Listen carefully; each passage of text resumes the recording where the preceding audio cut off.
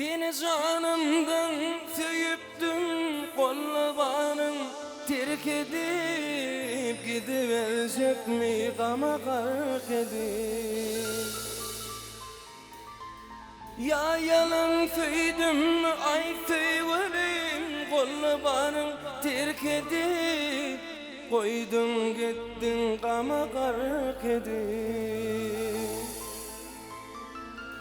Kıynam olsa bir zagara, gül keşfinden kanayın, mavi gülüm sana döneyim. Ya dillerde bağıtlımın, kinelimin dilverim, tirdiler mi bağdan güllerim?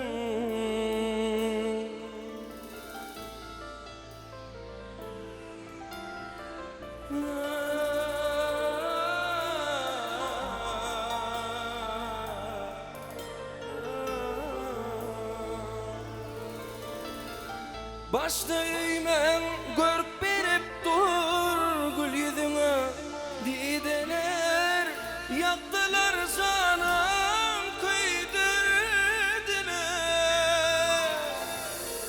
Dünyadın ki hakkım yoktur inni kolayma parmağına, hakkım yoktur kol değirmene.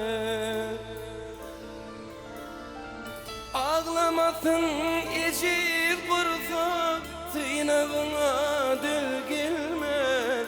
Kıynama derdi dermanım bulmaz.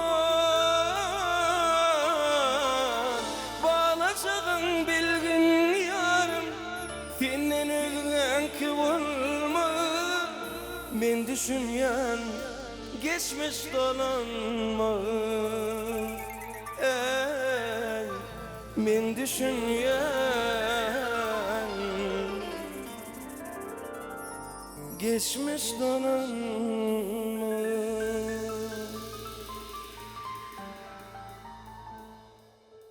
İnni sen men kedalinni, men kedalinni, men kedalinni senin kıydal. İnni sen men kedalinni, men kedalinni.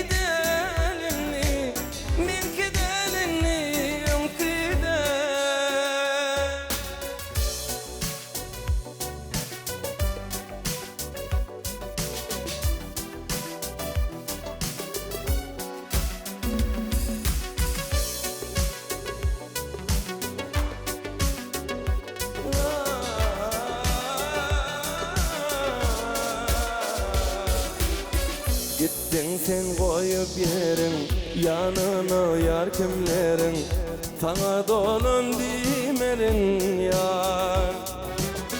Geçer bu günüm benim, bolursun dilim benim, uzatma inni elim yar.